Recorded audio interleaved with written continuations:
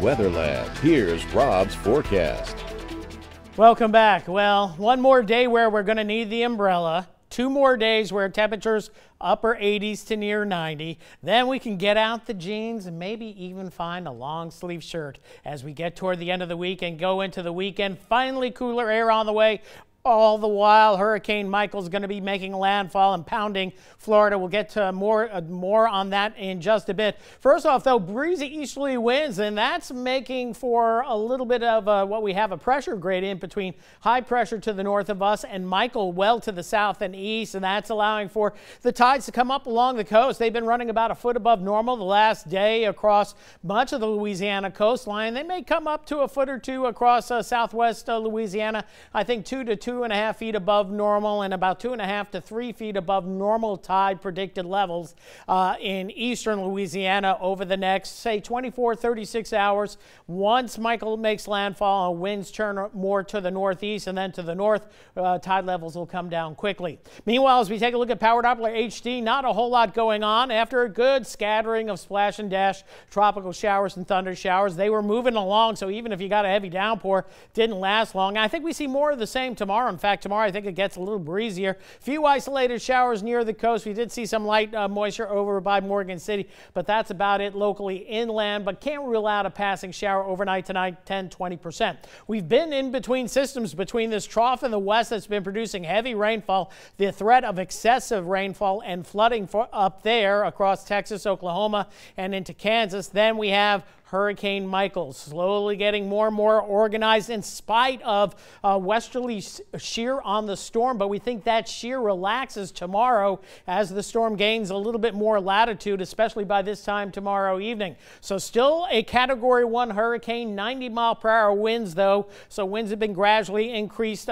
since earlier today. 96 is Category 2, so should be a Category 2 storm. It's moving to the north, general north-northwest motion, then to the northeast.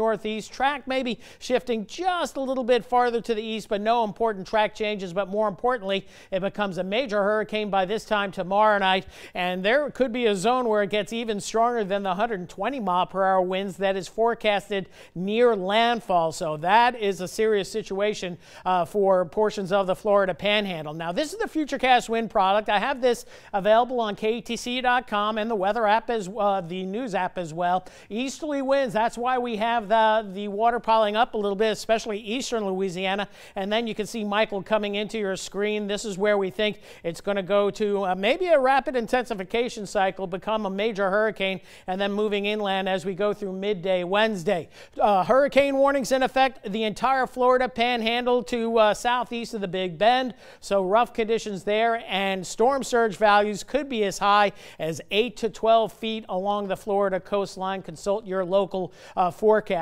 Meanwhile, locally here, we will see scattered showers and thunder showers developing in the afternoon into the early evening hours, and then things quiet down.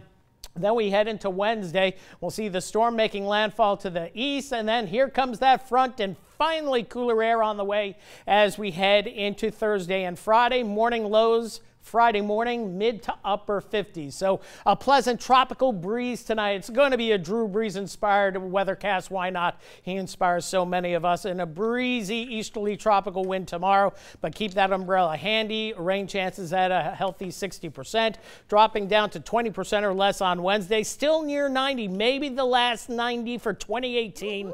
And then 70s and 80s in the forecast, and overnight lows getting down into the 50s. And I think the week after that, a little bit cooler, and then the week after that, even cooler. But it is getting into mid to late October. Right. Yeah. That's a pretty easy forecast generally so far, though, not this year. All right, good to hear. Thanks, Rob.